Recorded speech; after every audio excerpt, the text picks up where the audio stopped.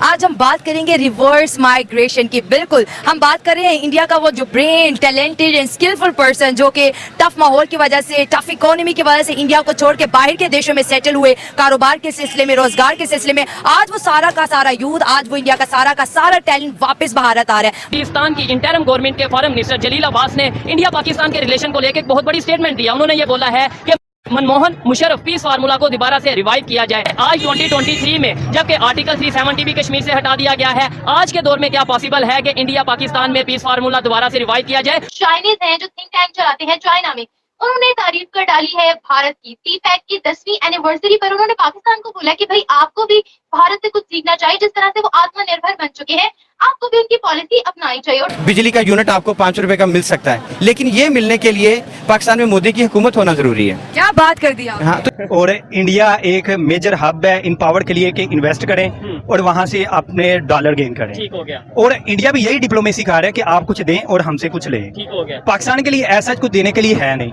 हमारी एक्सपोर्ट देख ले कुछ भी नहीं है, तो कोई आपकी बात क्यों सुनेगा? ठीक है। क्योंकि इंटरनेशनल रिलेशन में हमेशा इंटरेस्ट मैटर करते हैं। बिल्कुल ये है। मैटर नहीं करता कि आपका रिलीजन क्या, आपकी कास्ट क्या है। पाकिस्तान की पॉलिटिक्स में और इंडिया की पॉलिटिक्स में फर्क क्या है? डेमोक्रेसी का, वहाँ डेमोक्रेटिक फोर्स का, यहाँ नॉन डेमोक्रेटिक फोर्सेस जो हैं वो इतनी पावरफुल है कि डेमोक्रेटिक फोर्सेस अगर आना भी चाहती है, जो डेमोक्रेसी ले को भी चलना चाहती है, तो उनकी मदद से लेके चलना चाहती है। यही वजह है कि उन्होंने कहा था जवाहरलाल नेहरू ने कि उतनी बात होती ही नहीं बदलता जितना पाकिस्तान अपने प्राइम मिनिस्टर अर्ली डेज में बदलता रहा। और भारत में बड़ा फर्क है। हम जो है कहने को उनसे आगे हैं, लेकिन उनका और हमारा कोई जोर नहीं है। तो इंडियंस को लाइक करते हैं, उसमें ऐसा ही क्या है, है कि वो लॉयल है अपनी ड्यूटी के साथ, ड्यूटी आवर्स के साथ, और वो झूठ नहीं बोलते।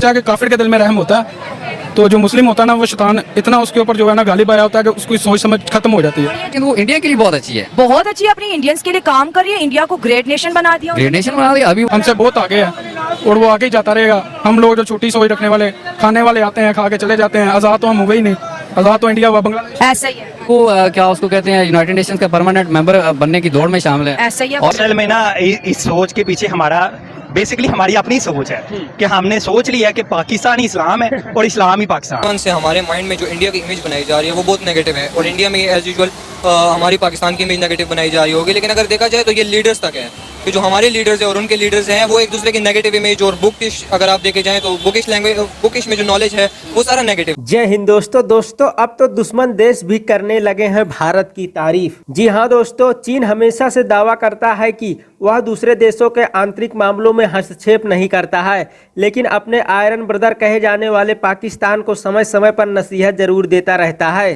अब चीन के एक विशेषज्ञ ने पाकिस्तान को भारत से सीखने की सलाह दी है। उन्होंने कहा है कि भारत ने बीते कुछ वर्षों में जिस तरह का विकास किया है उससे पाकिस्तान को सीखना चाहिए। दोस्तों, पाकिस्तान को नसीहत देने वाले चीन विशेषज्ञ का नाम हु शिसेंग है। उन्होंने कहा कि भारत की तरह पाकिस्तान विकास क्यों नहीं कर पाया। चीनी विशेषज्ञ ने यह भी सुझाव दिया कि पाकिस्तान अस्थायी रूप से नई बुनियादी ढांचा परियोजनाएं शुरू न करे और इसके बजाय मौजूदा परियोजनाओं को पुनर्जीवित करने पर ध्यान केंद्रित करे, ताकि यह सुनिश्चित हो सके कि वे बेकार न रहें। वहीं दोस्तों, पाकिस्तानियों को भी अक्ल आना शुरू हो गई है और वह ज्यादातर भारत की तारीफ ही कर रहे हैं। पाकिस्तानी जनता वे समझ चुकी है कि उसके नेता किस तरह से इंडिया के खिलाफ उन्हें भड़काते रहे हैं, और अब तो पाकिस्तान भी इंडिया से बात करना चाहता है।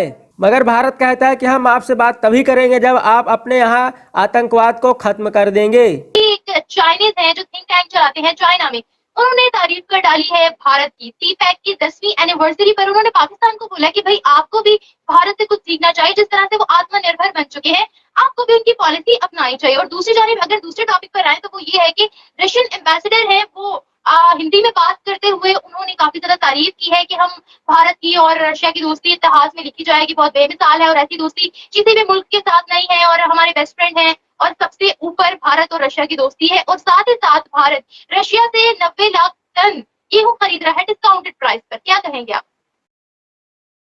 देखिए, जो चाइना ने कहा, चाइना की तो अपनी डेस्परेशन भी है। तो चाइना ऐसी स्टेटमेंट्स के दो वजह हैं, वो इंडिया को खुश भी करना चाहता है और साथ में जो अपनी एक भड़ास है पाकिस्तान की तरफ वो भी निकाल रहा है। तो ये दो तरफा गेम खेल रहा है चाइना, क्योंकि चाइना का अगर आपको पता है तो वो ऑफिशियली डिफ्लेशन में चला गया है। तो इन्फ्लेशन से अब डिफ्लेशन में वो जा चुके हैं। अनएम्प्लॉयमेंट यूथ की ऑल टाइम हाई है। रिसेंटली अभी एक चाइना की बैंक जो है वो बैंकरप्ट हो गई, एवरग्रांडे ने बैंकरप्सी फाइल कर दी है। तो चाइना के हालात वैसे बहुत बुरे हैं, जितना आपको नजर आता है उतने अच्छे हैं नहीं।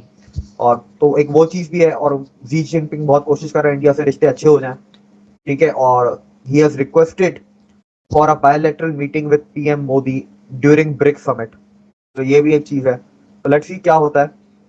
लेकिन ये कि जो पाकिस्तान को कहा है, भले उस चाइना ने अपनी भड़ास निकालने के लिए कहा हो, लेकिन उसने बात तो कुछ भी गलत नहीं बोली। हम भी तो यही बोलते हैं इंडिया से कुछ सीख लो, तो उसने क्या गलत हो? अगर हम अगर बोलते हैं चाइना तो पाकिस्तान का दोस्त है विवेक, फिर किस बात की भड़ास निकाल रहा है? क्योंकि चाइना और भारत की लगती है, तो फिर भड़ास हम पर क्यों नहीं कर रही है?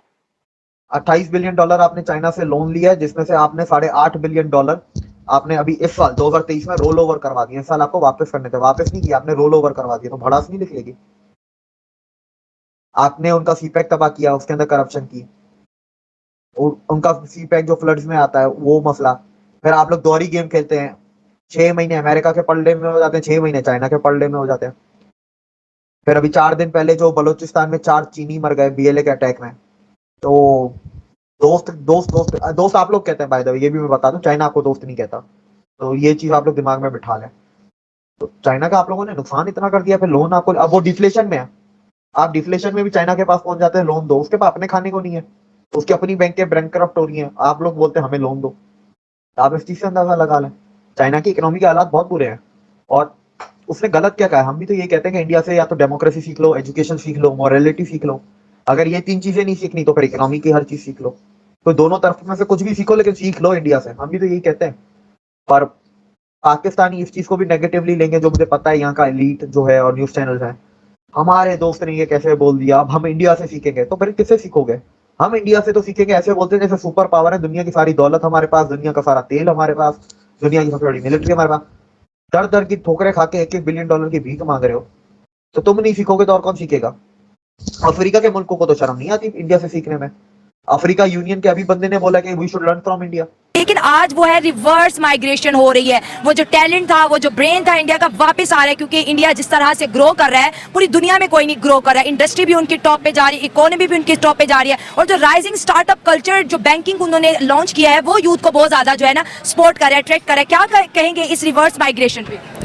हाँ जी, देखें जी, सबसे पहले तो ये एक पॉजिटिव साइन है इस खित्ते के लिए कि अगर चाइना रूस के बाद कोई बड़ी मैशियत उभर रही है, तो हमारा हमसाया मुल्क है कि जो हमें यही बताया गया कि हमारे वो एनिमी है, दुश्मन है। जी जी बिल्कुल ऐसे ही। मैंने इससे पहले भी इंटरव्यू हुआ था, बजाय गुस्से के या विदाउट लॉजिक बात करने के, आप प्यार से और लॉजिक के साथ बात कर सकते हैं। देखिए, इंडिया ने जैसे आपने कहा कि ग्रो किया है, तो ओवरसीज़ जो होते हैं, जिस तरह पाकिस्तान से लोग जाते हैं, मैं भी कुछ 10-11 साल ओवरसीज़ रहा हूँ, तो मैं आपको एग्जांपल दे दूँ कि मैं जब 10-11 साल मैंने पाकिस्तान के बाहर सऊदीया में गुजारे, तो हमें ये लगता था कि हम दुनिया की बहुत बड़ी एक सुपर पावर हैं, कि सब हमारे नीचे ही हैं, और ये इंडिया जो है ये तो हमारे आया गौरी आया शाहीन इसी चक्कर में रखा। और देखें, अगर देखा जाए तो बचपन से हमारे माइंड में जो इंडिया की इमेज बनाई जा रही है वो बहुत नेगेटिव है, और इंडिया में एज यूजुअल हमारी पाकिस्तान की इमेज नेगेटिव बनाई जा रही होगी। लेकिन अगर देखा जाए तो ये लीडर्स तक है कि जो हमारे लीडर्स हैं और उनके लीडर्स हैं, वो एक दूसरे की नेगेटिव इमेज और बुकिश, अगर आप देखे जाएँ तो बुकिश लैंग्वेज,